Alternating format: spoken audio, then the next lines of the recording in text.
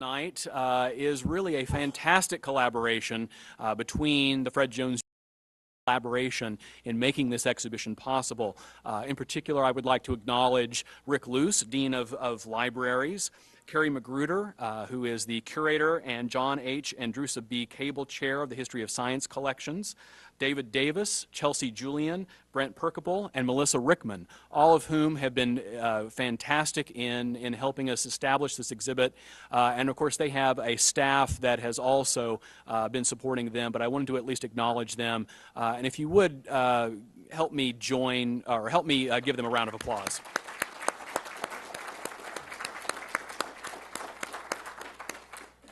And I also would very much like to thank our staff here at the Fred Jones Jr. Museum of Art for creating a fantastic exhibit.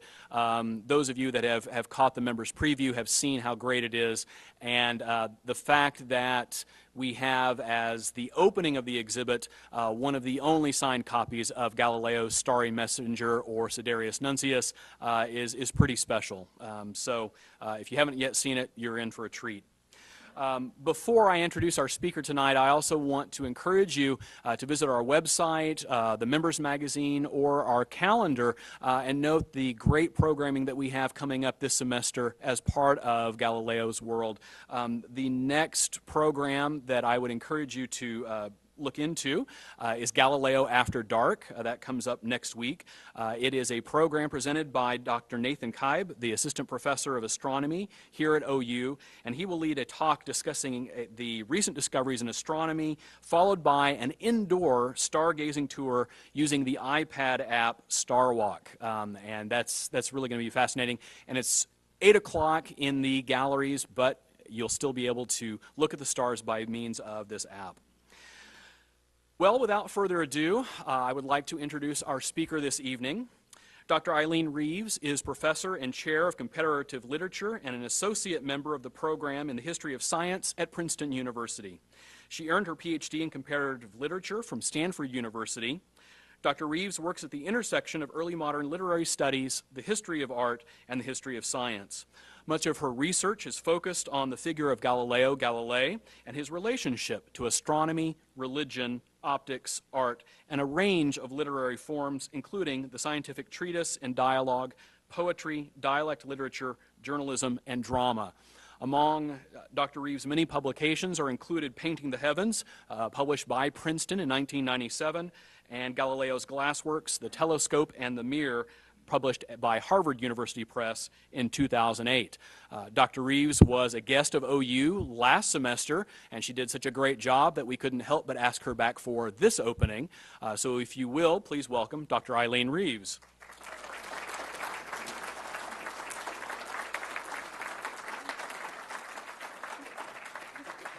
How do I drive this thing? I will.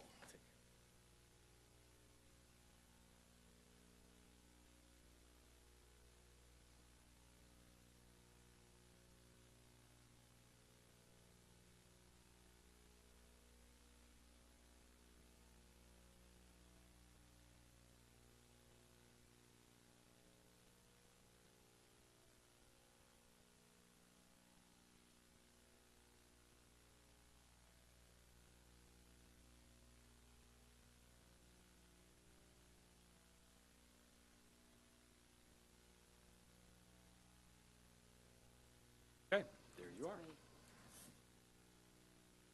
Thank you. Thank you.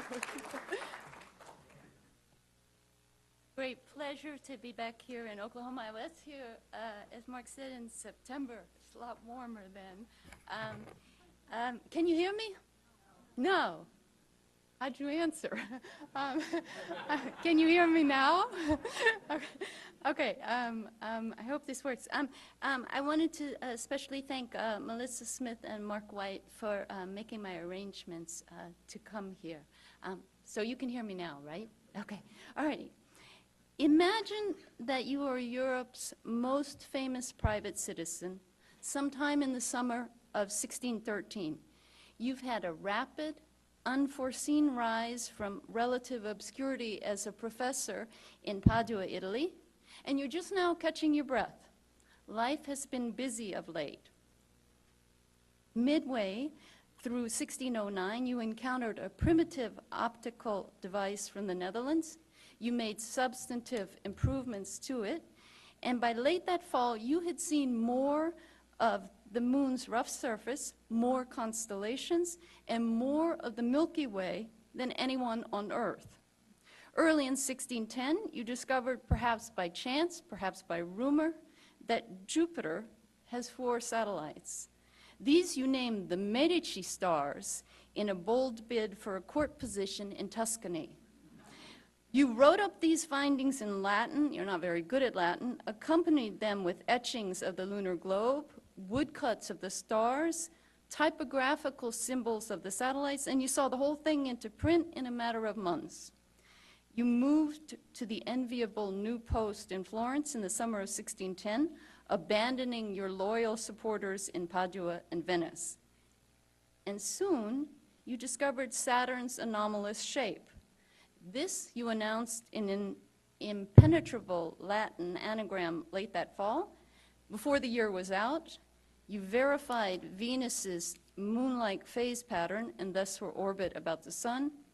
And you circulated that, too, in another infuriating anagram. Though you disliked traveling, you visited Rome for some months in the spring of 1611, bringing a telescope far better than anything else in that city. And upon return to Florence, you became embroiled in a controversy over hydrostatics. You wrote that up, too. And by the year's end, you turned to sunspots. Irritated and invigorated by a Jesuit astronomer's work in this area, you tried and mostly succeeded in discrediting his every finding, and you published your best-selling Letters on the Sunspots in the spring of 1613, your Galileo Galilei. Now, imagine instead that you're the illegitimate son of the very wealthy Duke of Parma. You attend a Jesuit-run school for young noblemen. You're eager to impress your peers and your family with your progress, and your teachers are even more interested in this goal. They have arranged for you to recite what you know in Latin in the stupendous cathedral of that city, decorated some 80 years earlier by Antonio da Correggio. Your mentors have promised that you'll have a text on hand to help you. They've even written it up and had 1,000 copies printed, many of which will be on hand for the performance. You can see that they've taken this assignment very seriously, perhaps too seriously. You're somehow meant to recite 2,370 theses over the course of 3 consecutive days in June 1613. Any current events, you ask? No wars, no treaties, no politics, no dynastic marriages, they say, just things we've covered in class. By way of novelty, a bit of recent astronomy, nothing earth-shattering. Look, they add, there will also be lots of images designed by your calligraphy teacher. And outside the cathedral, 2 fountains spouting wine and sweet drinks. What could possibly go wrong? You're 15 years of age, and you are Ottavio Farnese. Now, this appalling academic event actually took place. We would call the cops today. We would call it child abuse. But this appalling event actually took place. We have only official reactions and the book itself. There's no way of knowing whether Ottavio's voice held out, whether the audience openly expressed skepticism about his authorship, whether they cheered or wept with joy at the end of the 3rd day, whether the fountains of wine were the embarrassing highlight of this occasion. But what I'd like to examine today is the relationship of that book, let's call it Ottavio's treatise, to a famous passage published nearly 2 decades later in Galileo's best-known work, his dialogue concerning the 2 chief world systems, the thing that got him put in jail. The problem is this, or an immediate problem is this. Ottavio doesn't mention Galileo even once in 375 pages. For his part, Galileo doesn't mention Ottavio even once in 458 pages. While most polemics surrounding that astronomer are noisy affairs, this is a silent exchange, but a reasonably toxic one. I'll be looking at three peculiar features common both to Ottavio's thesis and to the vignette drawn from the dialogue to show what these two authors had to say about and to each other. And I'll be arguing that Ottavio both appropriated and minimized Galileo's discovery, and that Galileo recycled Ottavio's work, maximizing its tendencies so as to ridicule it quietly, and to read into it things never intended by that young man and his Jesuit educators. Bad behavior all around. Now, since he, or rather his teacher, started it, we might as well begin with Ottavio's work and with the three elements that I'd like to privilege in this volume. First, there's every effort to draw on and to reduce the impact of Galileo's recent telescopic discoveries. These are treated briefly and in isolation, rather than as an increasingly coherent body of evidence for a Copernican world system. Second, there's an overemphasis on the Earth as the site of extraordinary changes. In Ottavio's account, the globe sometimes figures as the epicenter of cataclysmic shifts of land and sea, or as singularly vulnerable to quakes and other seismic activity. Third, and strangest of all, are the woodcut images distributed throughout this volume. More than those vanished fountains of wine and sweet drinks, these must have delighted and disturbed all who encountered the book. They still do. Now, Ottavio's loud silence about Galileo is perhaps the easiest to explain. In a volume dedicated to Aristotelian philosophy and with no allusions to any other thing current, the emphasis placed on the telescope and its revelations is striking, given that the telescope had only been invented 5 years before.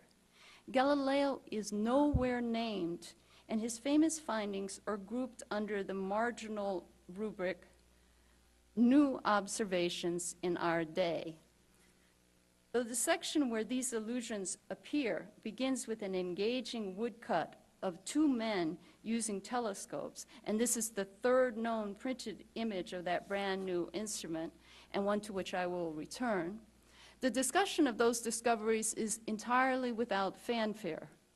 Ottavio gestured in passing to those stars that a pair of lenses enclosed in a tube, some 2 cubits in length, have shown to be around Jupiter. And in a marginal note, he added, the so-called Medici Stars. The litany of discoveries and their unsung author continued. In one very economical phrase, Ottavio noted without commentary both the phases of Venus and the sunspots. And these are two things closely associated with Galileo. And he thinks that they're great evidence for the Copernican world system. But Ottavio simply says, thus, astronomy is concerned with stars and with the foremost of all stars, the sun, by whose light, now more, now less, not just the moon, but also Venus shines. What? Even the sun is sprinkled with numerous marks. That's it. Ottavio touched briefly on another telescopic discovery, though this allusion seems to have been held in reserve in order to enliven his lengthy performance.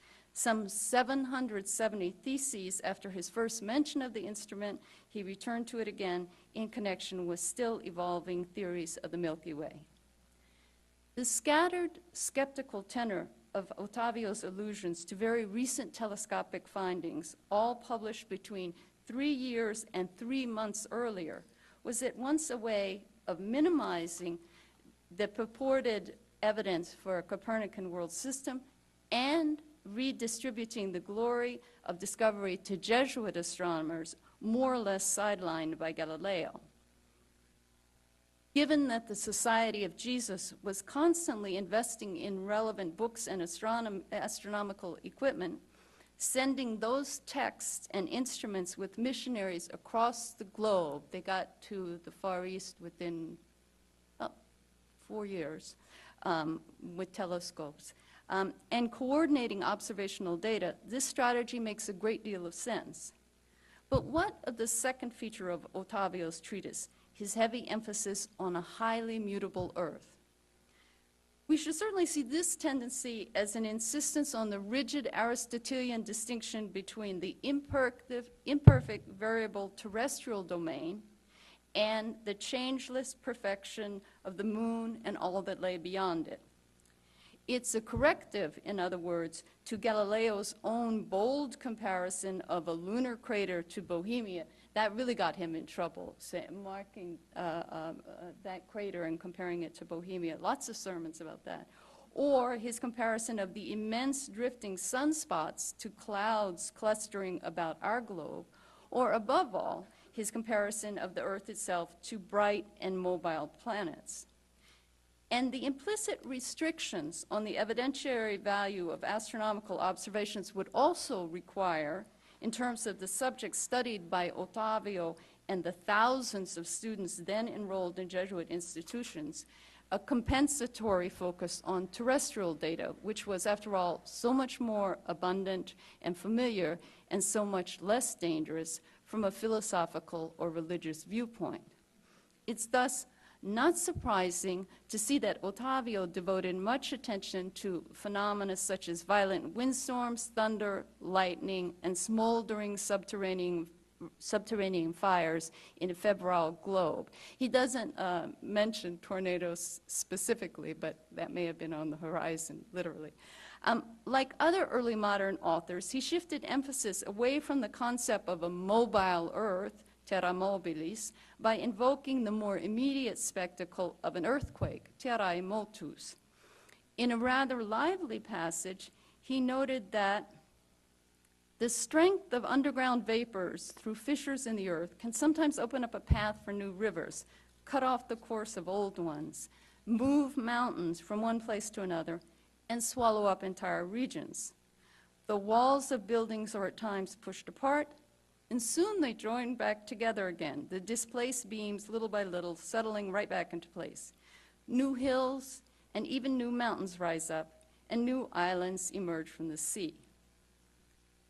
Ottavio's audience in those sweltering summer days must have been relieved to hear that, following Aristotle, he considered earthquakes to be most common in spring and autumn, and that the zones most susceptible to seismic disturbances were regions near straits.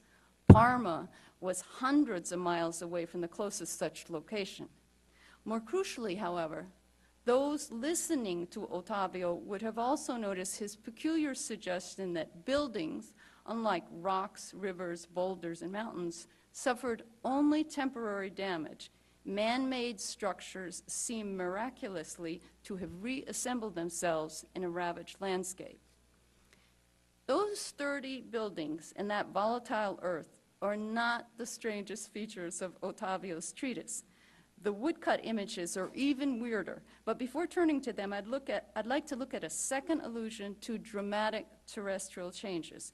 This one appeared in an unlikely setting in Ottavio's discussion of Euclid's notion of proportion. Ottavio's gesture to changing terminology, and he says, as forests change their leaves with each year's decline, so the alteration of words comes about, and what was once called proportion is now known as ratio, masked a celebrated quarrel amongst mathematicians. At stake in this debate between the French poet and mathematician Jacques Pelletier and the German Jesuit astronomer Christoph Clavius was something called the curvilinear angle, and the argument was whether it had a place in the framework of ratios on which the Euclidean system rests. Let me reduce their fierce argument to manageable proportions by examining this paradoxical object. Euclid had noted that the curvilinear angle DBC, so the straight line and then the curve from B to C, will always be smaller than the rectilinear angle DBE, no matter how much we decrease the latter by moving E upwards, like moving the hand of a clock backwards. But this statement violated a basic premise of proportionality. If we have two unequal magnitudes, we ought to be able to subdivide the larger so that it eventually becomes the smaller. Pelletier surmised, therefore, that the curvilinear angle DBC was not a magnitude at all, and that it could not be put into a ratio with the rectilinear or true angle. Father Clavius, by contrast, presenting an image like that on the left side of the circle, so those other half circles, argued that curvilinear angles were clearly themselves of different magnitudes, that one could easily observe that they varied in size, and that they could thus be put into a ratio with each other. Now, some members of that audience would have been familiar with this quarrel, but many more would have noticed Ottavio's heavy-handed reliance on a famous meditation on the shelf life of words. In an extended reverie about the long-term changes which all fields of endeavor and the earth itself constantly undergo, the Latin poet Horace had written, "As forests change their leaves with each year's decline, and the earliest drop off, so with words. The old race dies, and like the young of humankind, the newborn bloom and thrive. We are doomed to death, we and all things ours, whether Neptune, that is the sea, welcomed within the land, protects our fleets from the northern gales, a truly royal work, or a marsh, long a waste where oars were plied, now feeds neighboring towns and feels the weight of the plow, or a river has changed the course which brought ruin to cornfields and has learnt a better path, all mortal things shall perish, much less shall the glory and glamour of speech endure and live." Now, these lines come from Horace's Art of Poetry, and the topographical changes mentioned here were particular engineering projects planned and sometimes even executed in the 1st century BC elsewhere in Italy. Ottavio and his audience would have known that Parma itself had been built up from a marshy land. Ottavio's decision to reduce a quarrel concerning the foundations of Euclidean geometry to a skirmish over terminology and to shift the focus from curving lines to these lines of poetry, from our perspective, seems beyond foolish. But the maneuver had a certain strategic value. The Frenchman Pelletier, who had argued that the curvilinear angle could not really be termed an angle and had no place in a proportional ratio, had both translated Horace's Art of Poetry to French and adapted that text for use by contemporary poets. It was therefore as if his own endorsement of the notion of inevitable linguistic change were cruelly being deployed against him in the context of his quarrel with Clavius, who is I'm afraid he looks like a rather bullying fellow on the right-hand side of the screen. But what's most significant here, and the thing that all in the Cathedral of Parma would have understood, is Ottavio's refrain: "Our globe is the epicenter of ceaseless, violent, observable alterations of land and sea." Now, consider what is by far the most peculiar element of Ottavio's treatise, its woodcuts. 117 of its 387 pages, or around 30% of that work, had been adorned in this way. Most of the woodcuts appear twice or even 3 times, but this repetition only increases their strangeness. Designed, and you can see these details here, designed by the master calligrapher Gianfrancesco Brondolo, and you can see Brondolus there, and carved by an otherwise unidentified Ferrarius, which must mean the guy from Ferrara. Each of these figures appears to have been made with a single, though very long, stroke of the pen, consisting of elaborate knots, flourishes, and loops, the majority are closed compositions. Like Ottavio's performance, they seem to have neither beginning nor end. Though the dedication to Pope Paul V includes a papal tiara, and the section on the vegetable soul features vegetables, the connection between text and image is generally obscure.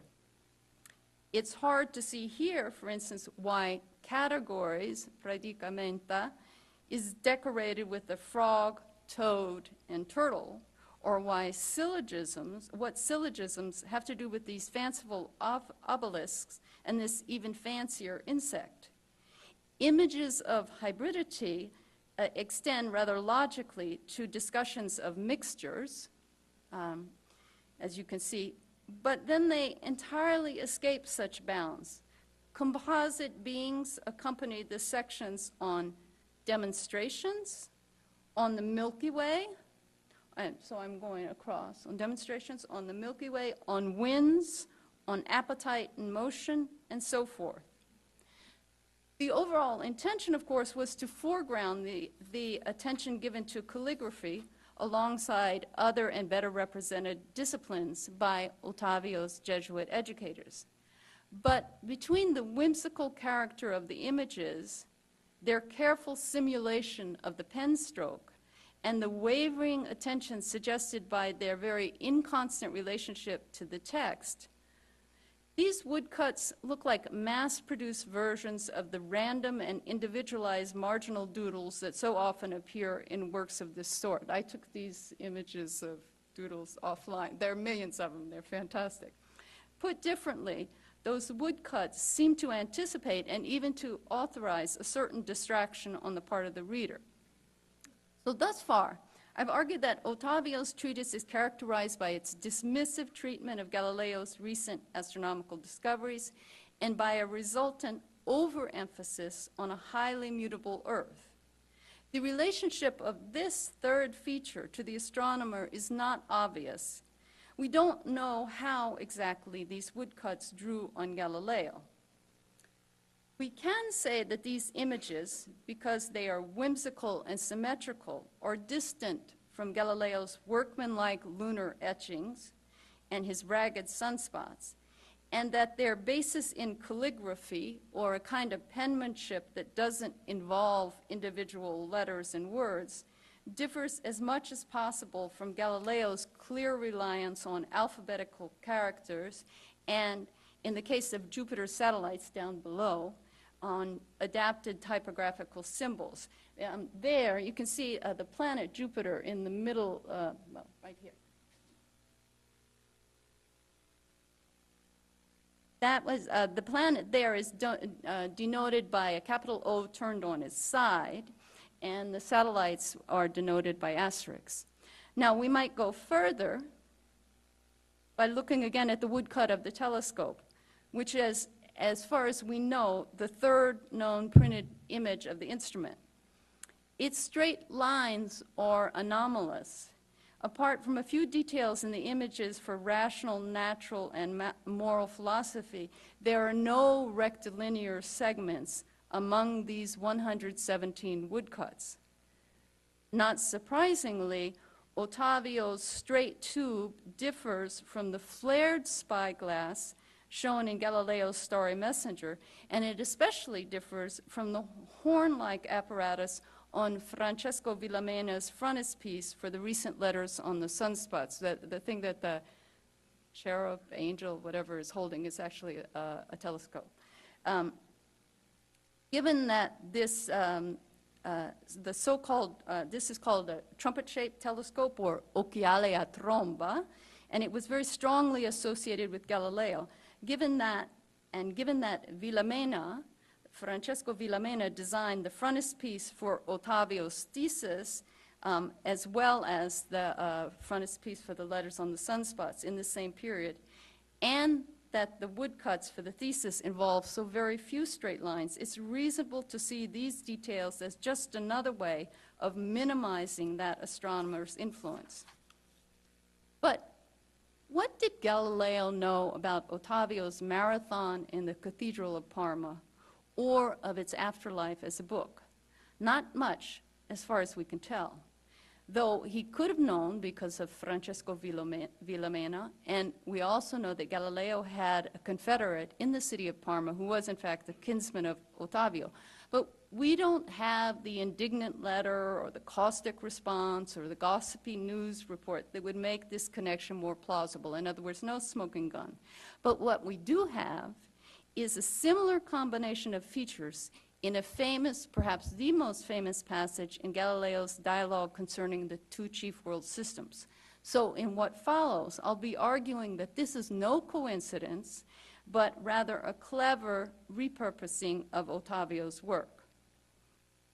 The passage I have in mind comes from the second day of Galileo's dialogue, and it emerges in a discussion of the motion common to the rotating Earth and all that is carried with it. The cast of characters in the dialogue is an Aristotelian named Simplicio, a simple guy, who, like Ottavio, is absolutely opposed to the idea of a mobile Earth, and Galileo's Copernican spokesman Salviati, who is overly intelligent but really not very amusing, and then the agreeable go-between Sagredo, who asks the best questions and gets the best lines, here as elsewhere. And here's the passage on which I'm focusing. Simplicio, following a traditional argument, maintains that if our globe were really spinning on its axis, then a stone dropped from a tower ought to land at some distance from the base, rather than plunging straight down. Salviati, the smart guy, not the smart aleck, but the smart guy, responds that the stone's motion is actually a compound of its brief drop from the tower and the rapid movement it always shares with the building and the Earth as they rotate through space. That is, the stone follows a slanting path for the duration of the fall. Now, the Aristotelian Simplicio answers that he can observe no such thing. And then Salviati explains that our moving frame of reference blinds us to all shared motion. Only the stone's temporary departure from that common spinning motion is visible. At this point, Sagredo, the affable and imaginative middleman of the dialogue, intervenes with his famous meditation on the imperceptibility of shared motion. His task, in other words, is to make visible something that our frame of reference doesn't actually allow us to see. He introduces it as an idea that occurred to him while he was traveling to Syria, where he was to serve as Venetian consul. And the real historical Sagredo actually had that position. He was the Venetian consul in Syria, amongst other places. So here's what he says. If the tip of a writing pen aboard the ship for my entire voyage from Venice to Alexandretta had been able to leave a visible trace of the whole journey, what track, what mark, what line would it have made? Simplicio, the Aristotelian, says, it would have left a line extending from Venice all the way there, not a perfectly straight one, or rather not a perfect arc, but fluctuating a little here and there with the swaying of the vessel. But those occasional movements, a yard or two to the right or left, or up or down, over the course of hundreds and hundreds of miles, would have altered that line so little that they wouldn't have been noticeable, and it would be no great error to call that line a section of a perfect arc. Sagredo, warming to the subject, then embellishes the notional simplicity of that flawless arc by adding, if an artist, upon leaving the port at Venice, had started drawing on paper with that pen and had kept it up all the way to Alexandretta, he would have been able to derive from its motion an entire narrative of perfectly bounded figures, sketched from thousands of different angles with countryside buildings, animals, and other things. But the real, true, and essential movement marked by the tip of that pen would have been nothing but a very long but extremely simple line. As for the artist's activity, it would have differed not at all if the ship had been still. no trace would remain of that very long line, apart from the marks made on the paper, because the great motion from Venice to Alexandretta was common to the paper, the pen, and everything aboard the ship. But those small movements back and forth and to the right and left, communicated by the artist's hand to the pen, but not to the paper, and belonging only to the pen, left a record of themselves on the paper, since it took no part in such motion. Sagredo goes on to conclude that the same principle applies to the stone falling from a height onto our rotating Earth. Only the movement not shared by the tower and the observer is visible. What interests me here in this entire thought experiment, first and foremost, is its absolute implausibility. I mean by that something beyond the whimsical air promised by Sagredo at the outset in his reference to the sudden recall of a fantastical notion that had occurred to him years before when he was traveling on a voyage from Venice to Alexandretta, or what we would call modern-day Iskenderun in Turkey, and even beyond the physical difficulty of a pen designed in the first version of that journey to mark the surface of the water. The impediment is geographical. While ancient, medieval, and early modern estimates of the breadth of the Mediterranean were notoriously inaccurate and varied amongst themselves, on no map or globe would such a voyage have been close to an arc. Though the subsequent development of Sagredo's notion suggests a ship traveling close enough to shore throughout to provide the artist with materials for his sketches, as if in keeping with the early modern practice of referring to the entire Adriatic Sea as the Gulf of Venice, the imagined crossing from that city to Alexandretta would have involved overland passages through long stretches of Albania, Greece, and Turkey. The countryside, buildings, animals, and other things would have been very close indeed. It's quite possible that some readers recalled a famous woodcut from Galileo's favorite poem, Lodovico Ariosto's Orlando Furioso, where Alexandretta has been displaced to the south and west of Cyprus in order to fit the constraints of the image. You can see that distortion here by comparing the relative positions of Alexandretta, labeled in the bottom part, labeled ALE, and Cyprus, written Cipro, C-I-P-R-O, in the woodcut, comparing them to their relative position on the map above. But it's even more relevant that this small, celebrated section of the dialogue involves precisely the same elements as Ottavio's endless and now forgotten performance. It is built upon the careful fusion of what had been disparate components in that thesis: the backdrop of a contested Copernican cosmos, a terrestrial setting characterized by dramatic topographical changes that a smooth arc would entail, and the distracting calligraphic image. Consider then how this passage foregrounds the artifice of Ottavio's thesis, as if to reveal it as an elaborate attack on Galileo rather than as a simple failure to mention the world's most prominent astronomer. As I noted earlier, Ottavio, or better his teachers, had masked the quarrel between Christophe Clavius and Jacques Pelletier over the status of curvilinear angles, the nature of ratios, and the foundations of geometry by alluding to Horace's meditation on the mutability of all terrestrial things. The idea was that alongside these tremendous shifts of land and sea, linguistic change was the very least of it.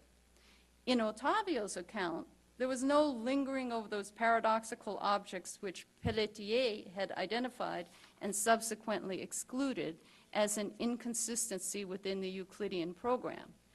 But in presenting the voyage to Alexandretta first as a perfect arc and then as a straight line, Galileo exposed what Ottavio and his preceptors had sought to naturalize. And even the most cursory glance will show that this curvilinear journey would require an instant accomplishment of the long-term topographical changes Horace described, and a magical preservation of buildings, animals, and other things. Who knew? For their part, most early modern readers were familiar enough with Alexandretta to have recognized the implausibility of the imagined voyage. This is not just because both Venice and Tuscany had particular designs on the port city of the Levant in the early 17th century, but also because of its frequent appearance in travel literature.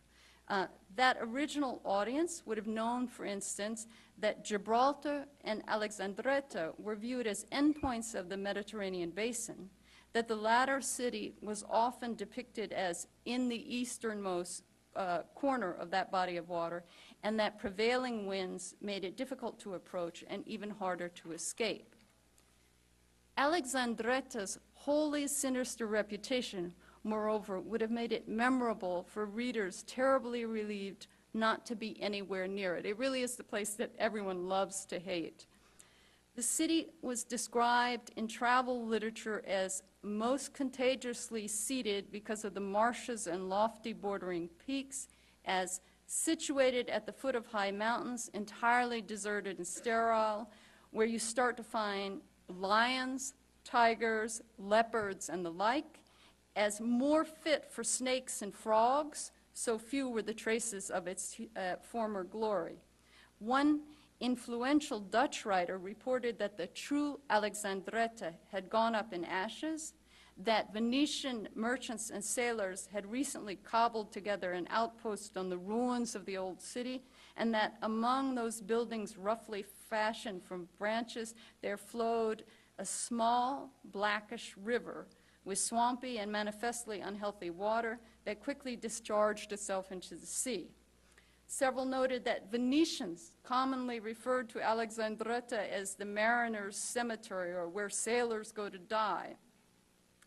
The only attractive feature was its status as an important relay station in a communication network. Somehow, this savage, sterile sarcophagus for sailors, this ruinous wreck of past glories, was also where homing pigeons came and went, bearing messages about the arrival of ships and the availability of particular goods. And I should say that I had a very hard time finding images for Alexandretta, or as we call it now, Iskenderun. Nobody seemed to want to portray it, so it's slim pickings. But if you put in Iskenderun, you look in Google Images, you sometimes find the other spelling of it, Skanderun, and that's the name of a homing pigeon. It's famous for its homing pigeons for communication networks, but pictorially, the city itself, not much. Alexandretta, in sum, appears to bear almost no relationship to the city so pleasantly presented by Sagredo in Galileo's dialogue. We might say that those physical, economic, and cultural defects, all staples of travel literature, simply confirm its conspicuous inappropriateness as the geographical endpoint of that imagined journey.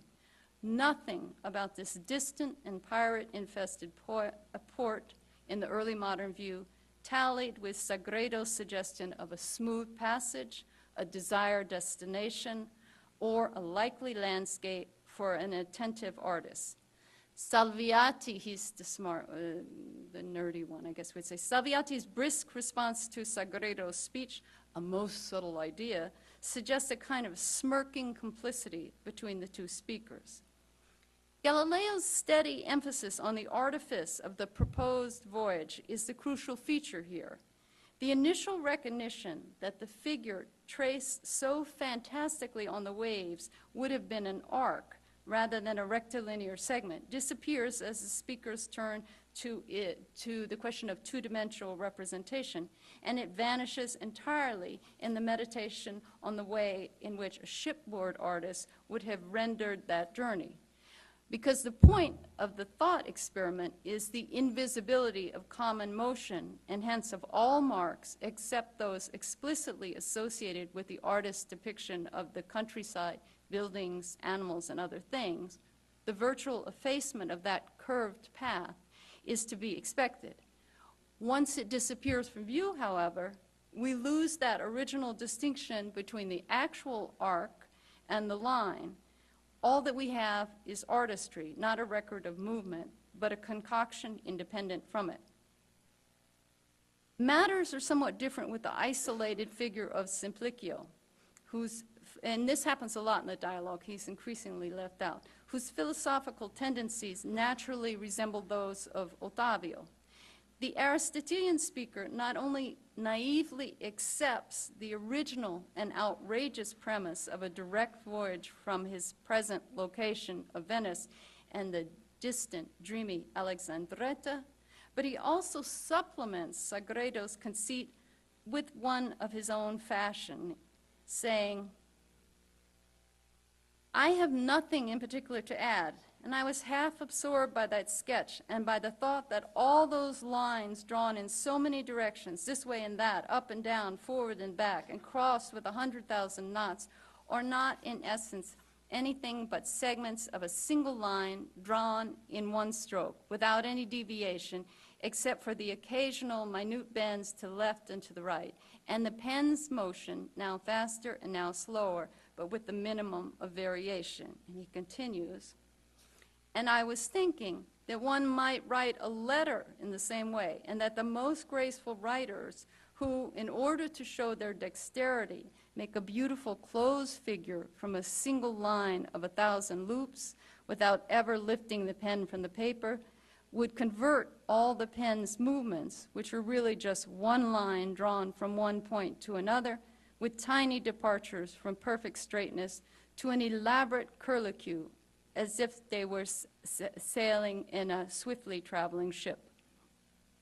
Now, if Sagredo's image of the shipboard sketches is both a way of explaining the invisibility of common motion and of exposing the artifice, or rather craftiness, of the attack on the astronomer in Ottavio's treatise, we can see even more here in Simplicio's reply.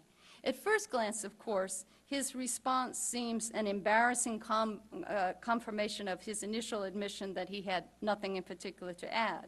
That dreamy meditation on calligraphic ornaments is a perfect emblem for a speaker wrapped up in elaborate empty arguments. Given that calligraphy manuals were often aimed at letter writers, we might even regard his impulse to compose a message of 1,000 knots and loops as the gesture of one who really has not a thing to communicate. And yet, the excess of this detail, the very extravagance of it all, the gratuitous reference to letter writing in the context of Alexandretta, whose only notable feature is its hub of communications.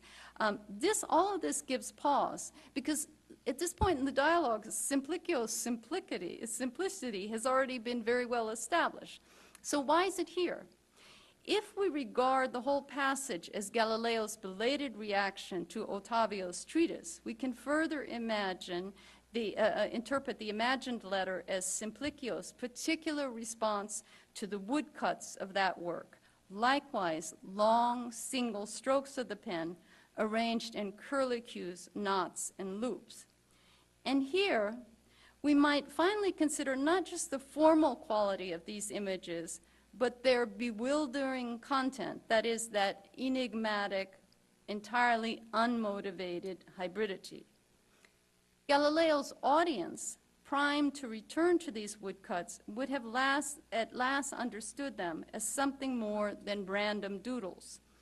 In the well-known preface to his On the Revolutions of the Heavenly Bodies, which is downstairs, or wherever we are in the exhibit, Nicholas Copernicus had criticized those who relied on the constant adjustments of epicycles and eccentrics to explain the motions of the planets from the perspective of a central and immobile Earth.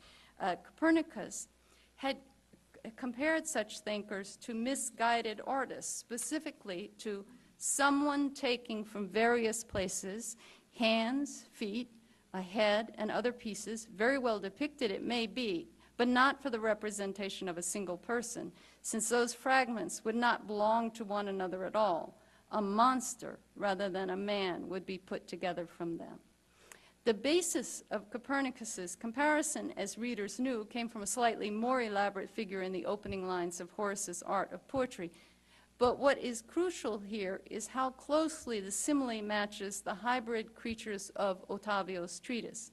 Composed of endless eccentric circles, they incorporate gracefully drawn hands, feet, heads, and other body parts, returning as if by compulsion to the looping patterns assigned to heavenly bodies in epicycle. What I want to argue here, by way of conclusion, is a kind of overreading on Galileo's part, an effort to draw more out of these hybrid woodcuts than the creators of that treatise ever intended. Ottavio and his preceptors had appropriated and minimized his text and his images. Galileo, in his turn, has appropriated and maximized features of their thesis. That is to say, the hybrid creatures depicted throughout that work seem to me to have absolutely no relation to Copernicus's remark, and I take them to have been pure ornamentation, repeatedly and rather randomly inserted in the text simply to enliven and perhaps to plump it up. But Simplicio's final meditation and his imaginary calligraphic communication with some kindred spirit, his proposed pen pal Ottavio, allows us to see much more in the content and the sheer ubiquity of these woodcuts. The implication is that those odd beings are the domesticated monstrosities of the Aristotelian landscape, and that they are so frequent as to seem natural to those who inhabit that intellectual setting. Let me finish with a quick review of our trajectory. I began with what looks like the mutual indifference of Ottavio and Galileo, arguing that it was closer to an elaborate form of mutual aggression. I then suggested that Ottavio and his preceptors were drawing on Galileo, and that this strategy readily accounts for their dismissive treatment of his astronomical findings and for an insistence on a strangely mutable Earth, though not so obviously for the weird woodcuts. A passage in Galileo's dialogue, in its turn, seems to draw on Ottavio's treatise, fusing together the Copernican question, the ravaged landscape, and the quarrel over the curvilinear angle in Sagredo's meditation on the voyage to Alexandretta. One final turn, Simplicio's imagined letter to someone equally fluent in the idle language of loops and curlicues, takes us back to the strange calligraphic creatures inhabiting the woodcuts of Ottavio's treatise. We recognize them at last as the pleasant hybrid monstrosities Copernicus associated with epicycles and eccentrics. This must be the endpoint of our speculation, as we're using Simplicio's embellished, empty vision to see something never intended by Ottavio and his preceptors. We and they have drawn on Galileo, but at last we're overdrawn. Thank you.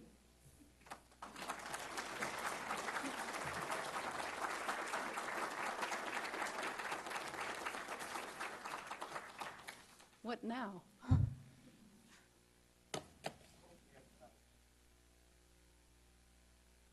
Enough.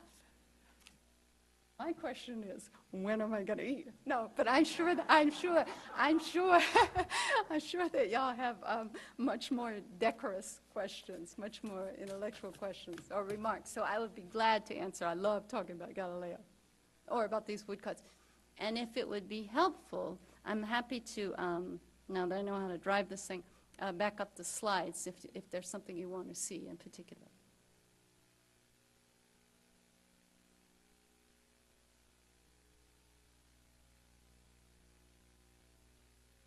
Oh, yeah, thank you.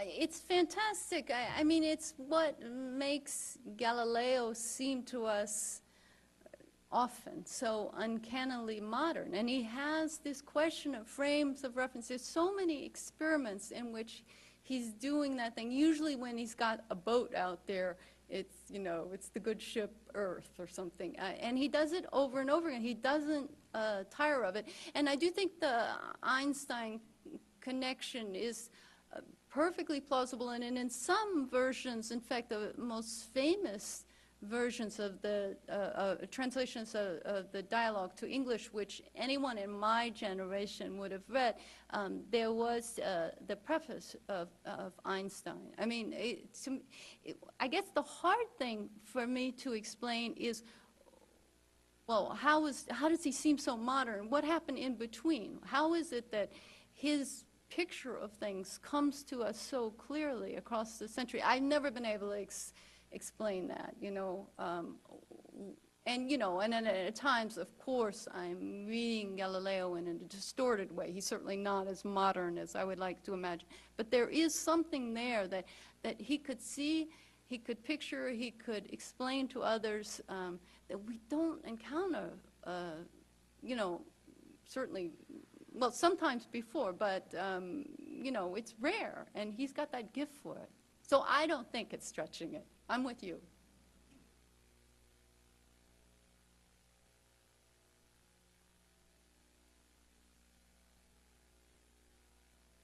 Thank you, everyone, for Thank coming you. tonight. Thank you, Dr. Eileen Reeves.